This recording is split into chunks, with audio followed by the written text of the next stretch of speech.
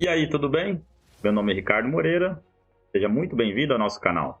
Aqui a gente compartilha ferramentas, dados sobre o universo digital e hoje a gente vai construir um modelinho, dando sequência e continuidade àquilo que foi dito no vídeo anterior, sobre a aplicação dessa metodologia chamada normalização ou padronização de dados. E hoje a gente vai checar o que esse tipo de metodologia, esse tipo de pré-processamento nos faz, então, como resultado final. Eu diria que a gente hoje dá um salto muito grande, porque a gente passa a entender claramente o que um tipo de pré-processamento nesse nosso dataset traz como resultado. Eu fico muito feliz de chegar nesse ponto, porque você vai ver só que a gente vai chegar a ganhar mais de 10 pontos percentuais em nosso score. E isso é extremamente relevante, uma vez que esse dataset que a gente verá hoje é um dataset real, de uma doença que a gente verá mais para frente aí, como que foi feito para que a gente coletasse esses dados, etc. Hoje eu não vou entrar nesse tipo de detalhamento, e nem sobre o tipo de metodologia que a gente vai utilizar para fazer esse tipo de classificação, mas você verá sim a importância de conhecer como que se faz isso de maneira correta.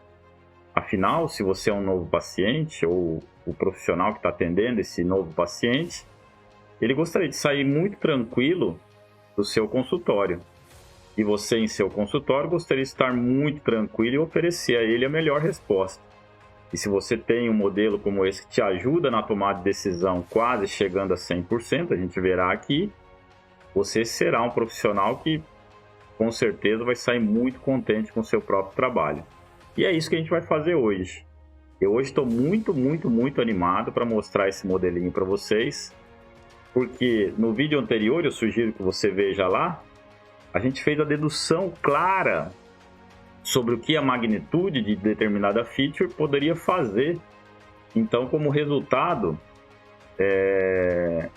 de uma metodologia como essa, ou de um modelo como esse que a gente vai aplicar hoje. Então, hoje a gente vê na prática isso.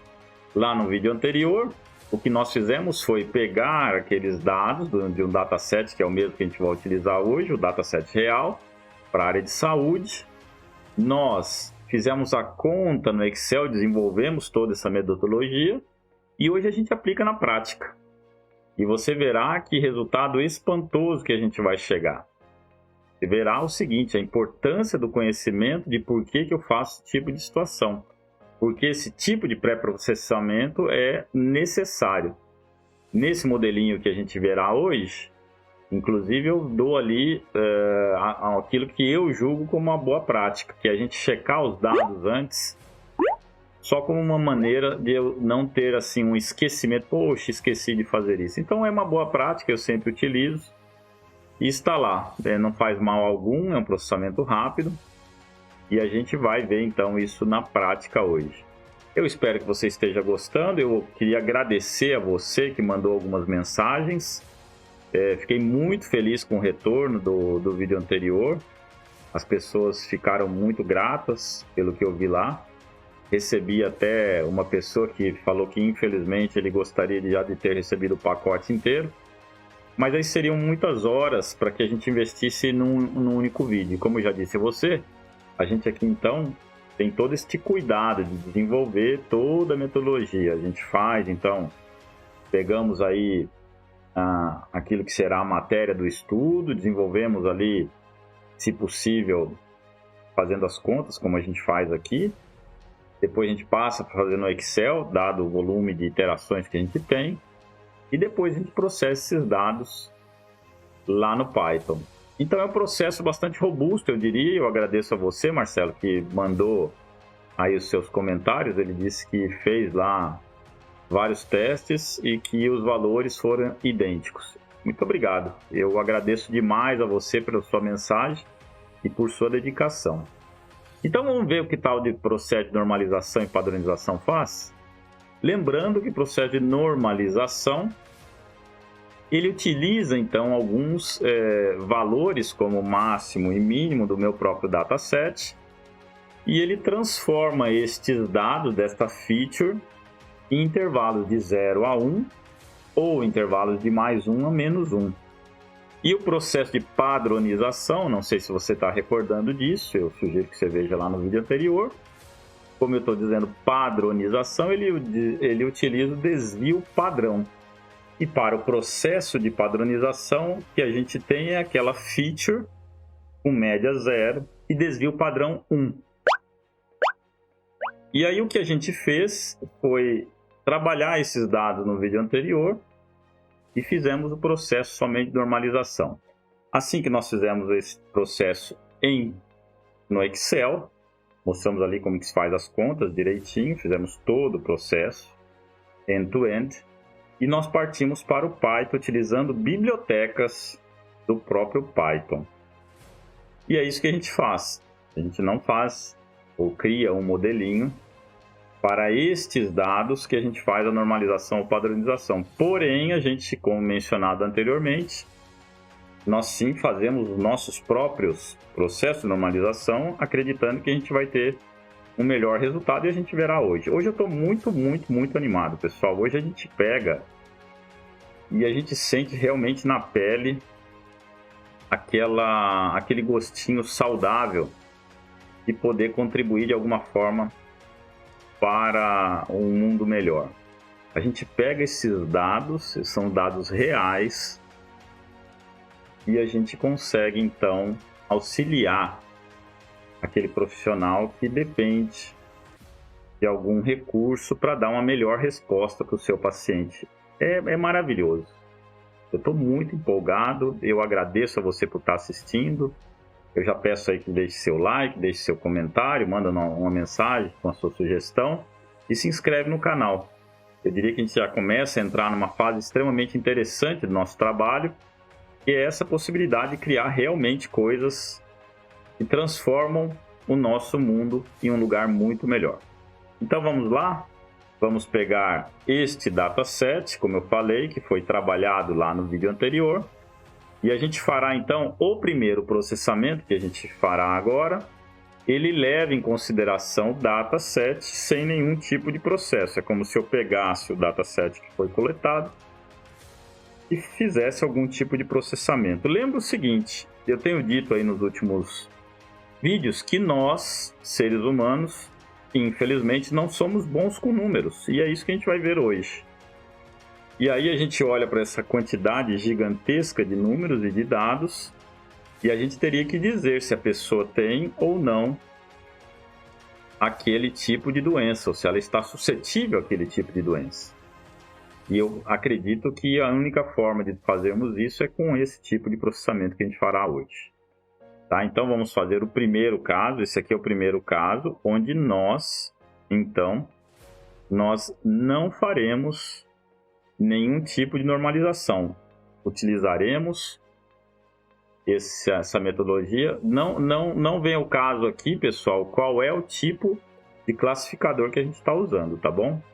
Isso aí será já assunto dos próximos vídeos, não percam.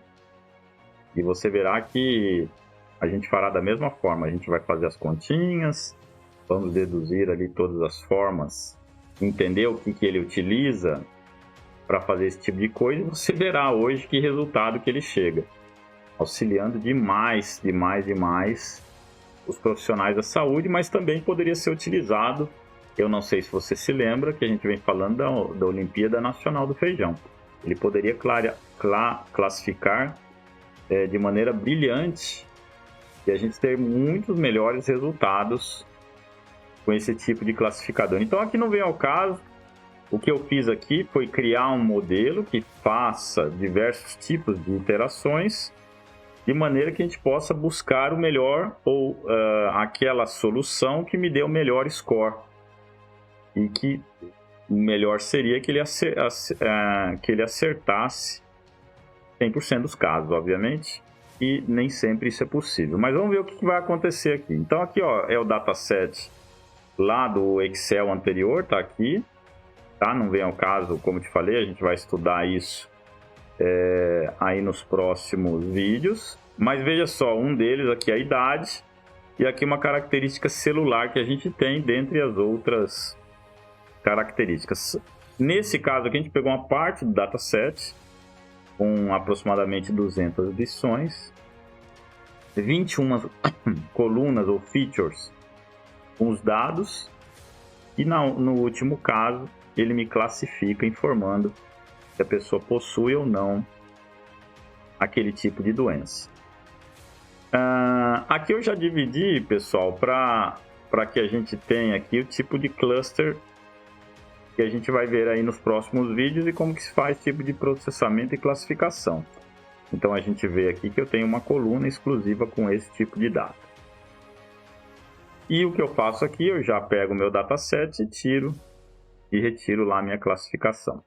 Nessa outra coluna, eu não sei se você se lembra que eu falei a você, o que eu faço aqui é o seguinte, eu faço algumas checagens para tentar enxergar ou para que ele me avise se tem alguma coisa que eu deveria observar que eu não estou observando. Então, uma das coisas que eu faço é sempre checar se tem o not a number, o none.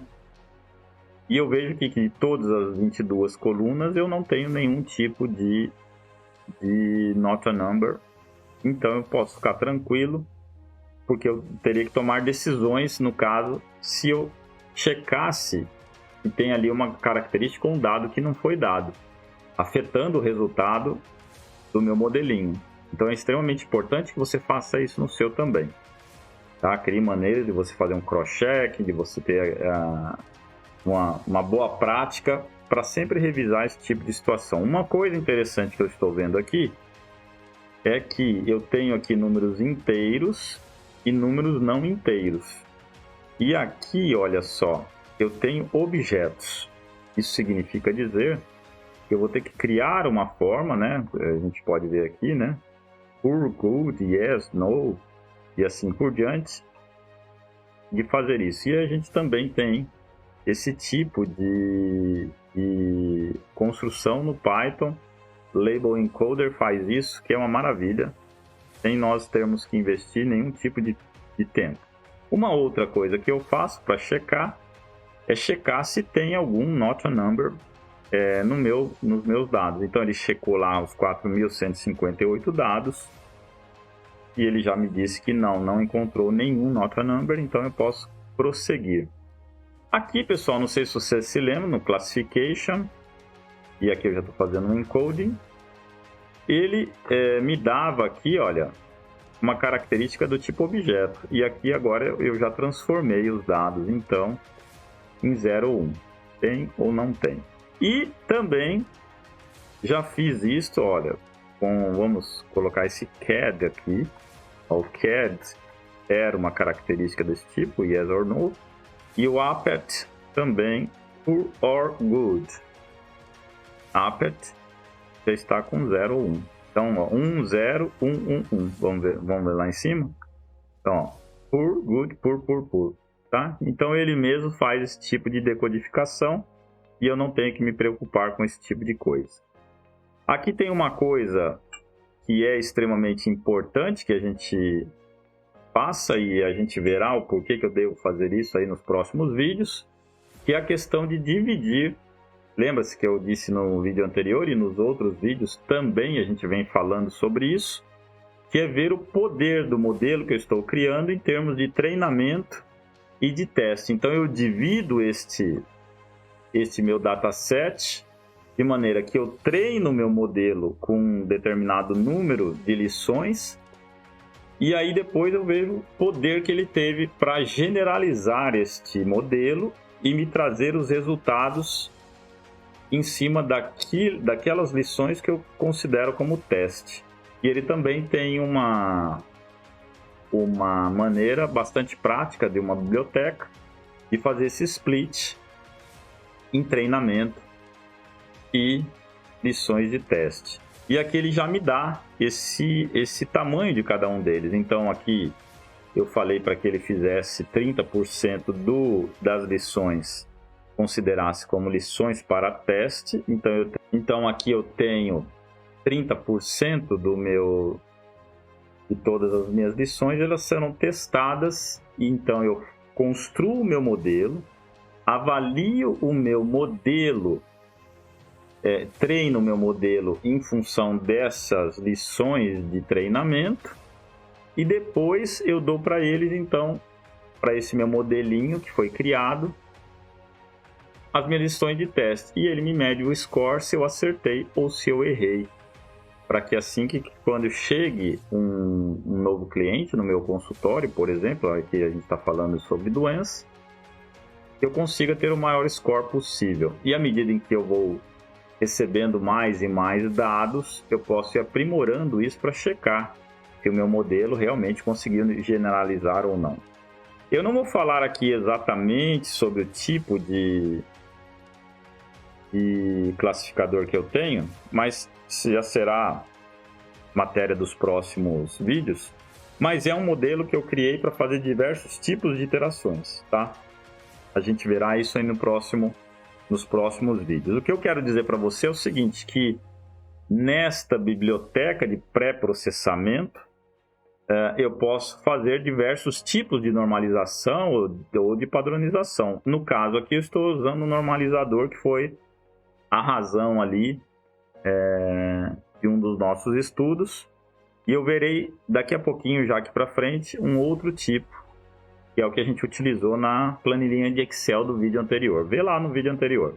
O que eu queria dizer para você é o seguinte, olha, nós temos o score para este caso, onde eu peguei o dataset, eu não normalizei, tá? Eu tenho uma funçãozinha aqui dentro desse meu código que eu falei, não normalize, tá? E a gente vê que o score dele não passa de 0,76, 0,75, opa, 0,8, ó.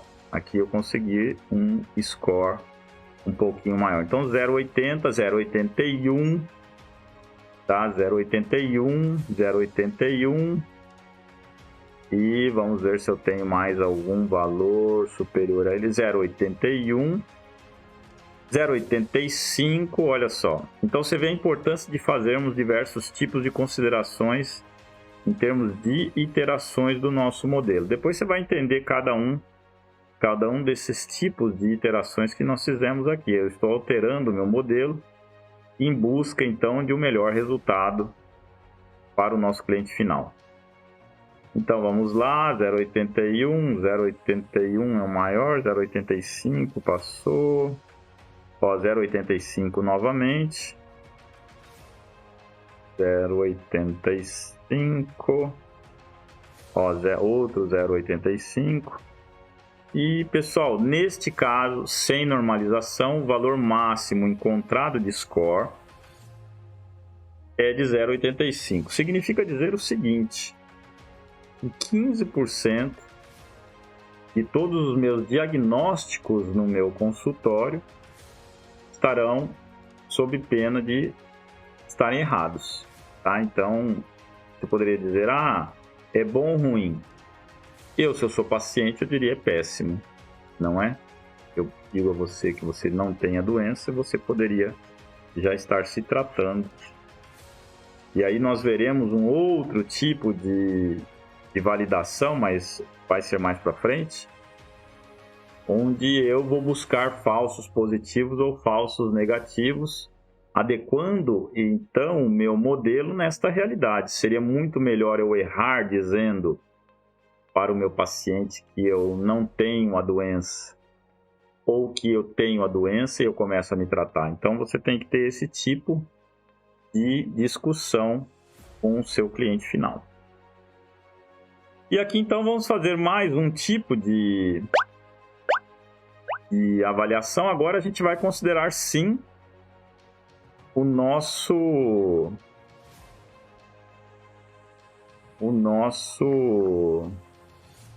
a nossa normalização. E você vai ver o seguinte, né? E agora o que a gente vai fazer lá? Então, pessoal, agora o que a gente vai ter é o seguinte. Nós teremos o nosso processo com a normalização, padronização e outros tipos de pré-processamento. E você verá aqui na prática o que acontece se eu deixo de fazer esse tipo de coisa. Lembrando o seguinte, o que eu faço, eu pego e faço o meu modelo, treino o meu modelo com as lições, nunca esqueça disso, com as lições que eu tenho, que eu separei no meu dataset, e depois eu pego e verifico se ele está ou não generalizando com as lições que ele não conhece, e eu checo então o meu modelo nessas lições que ele não conhece, e eu valido ou não o meu modelo em função disso. Esse aqui é um modelinho extremamente simples. A gente vai ter, e aí pela frente, outros tipos de avaliação, tá? A gente poderia ter, por exemplo, um cross-scaffold, e o que eu faço é uma avaliação cruzada de tudo isso para tentar melhorar esse score do meu modelo. Mas isso tudo a gente verá aí pela frente. Você verá que existem diversas e lindas e maravilhosas possibilidades de nós fazermos isso, tá bom? E a preocupação que a gente tem que ter com os dados. Lembra-se disso, não é só rodar modelo. Tá? Rodar um modelo é o mais simples de tudo. Eu gostaria que você tivesse essa consciência e que o mais importante de tudo é você entender primeiro por que você está fazendo determinada coisa. O segundo, a sua preocupação com os dados. Então você tem que sim saber manipular esses dados. E daqui a pouco a gente verá isso com a nova, manova, enfim, faremos testes não paramétricos, tudo isso virá pela frente. Tá? Trabalho bastante completo para que a gente realmente consiga ter bons resultados. Então aqui não mudou absolutamente nada, a leitura dos dados são as mesmas, tá? Como eu disse a você, a gente separou aqui o dataset, as features do seu classificador. Aqui não mudou absolutamente nada, a gente já fez o label encoder aqui para que ele deixasse só com números. Mantive exatamente o mesmo padrão de tamanho de lições de treino e de teste. Você pode ver aqui, comparar com aquilo que a gente acabou de fazer, 138 lições para 21 features, não é? E 60 lições de teste com exatamente as mesmas 21 features. E olha só, não, pessoal, olha só que maravilha. Você lembra lá, o máximo que nós encontramos foi de 0,85, ou seja, 15% de erro para identificar um tipo de doença que eu não posso nem sonhar em dar diagnóstico errado. E olha o que aconteceu aqui quando a gente fez o primeiro tipo, que é chamado de normalização. Tá? Lembrando que no anterior a gente utilizou um max e um min. A gente pegou o valor máximo, o valor mínimo e fizemos aquele tipo de conta. Tá? O que eu sugiro a você para entender o que cada um desses faz vai lá na seção de descritivo de cada uma dessas bibliotecas. Tá? Vai lá na biblioteca, tá aqui o nomezinho dela de pré-processamento. Ele te dá lá como que ele faz esse tipo de coisa. Ele explica com uma clareza singular. Pessoal, olha só isso. 0 não... caiu um pouco. 0,83, 0,1, 0,81, 1. Tá, olha aqui, 1, 0,98, 1. Pessoal, aqui mostra o seguinte. Você percebe e a magnitude da sua feature lá, quando a gente não fez, ele está sim derrubando o seu modelo. Então hoje você consegue ter uma boa discussão com qualquer pessoa sobre por que um processo de normalização ou padronização, ou seu processo dentro da biblioteca do Python, fora da biblioteca do Python, e pode sim implicar em melhor resultado no modelinho que você está criando. Tá? Eu acho que está claríssimo ali. Você lembra aqui dos gráficos que nós demos? E ali ficou muito, muito, muito claro. E a gente está vendo aqui hoje, então, com esse modelinho, que isso tem um impacto singular. Tá? Então, lembra-se disso. Tá? é extremamente importante que você saiba avaliar essa questão ali nos dados que você tem. E olha só, lembra que nós fizemos o mínimo e o máximo? Então, é esse tipo de normalização que nós fizemos. E olha só, ele, para um tipo de classificador, ele te deu 0,98. Para outro tipo de classificador, onde a gente faz algumas iterações que a gente verá já nos próximos vídeos, acerto de 100%. Aqui tem um outro tipo, Robust Scholar. E aqui, pessoal, você vê que esse tipo aqui é um dos que apresentou o menor score dentre esta faixa que eu estou avaliando. Só que aqui eu consigo sim uma série de boas opções para apresentar para o cliente e acerto de 100%. Então olha só, você profissional da saúde, você que tem aí determinados tipos de diagnóstico no seu consultório, está aqui. Uma forma brilhante de você ter os dados auxiliando na informação que vai te dar um melhor acerto para a tomada de decisão. Olha que brilhante, pessoal. E eu pergunto a você, eu não sei se você se lembra, você olha para todos esses dados e eu digo, será que nós teríamos condições de fazer uma avaliação desse tipo olhando toneladas de dados como esse? Sim, porque aqui são 200 colunas, não, 22 colunas com 200 lições. Né? Então são 22 features, 21 features. Né? A última lá, a 22ª, é a de classificação, dando ali um resultado. Será que eu teria condições de fazer isso, pessoal? Põe aí nos comentários, você que é da área de saúde, ou você que julga ser bom em números, eu olho para todos esses dados aqui, será que eu encontraria padrões tão facilmente assim para dar um diagnóstico? Eu, particularmente, não consigo. E aí lembra da Olimpíada Nacional do Feijão? Você imagina só a gente fazendo aí num colégio, por exemplo, a coleta de todos esses dados, e aí a gente pode ir evoluindo à medida em que o seu filho ou o meu filho vai evoluindo também nos conhecimentos dentro da escola.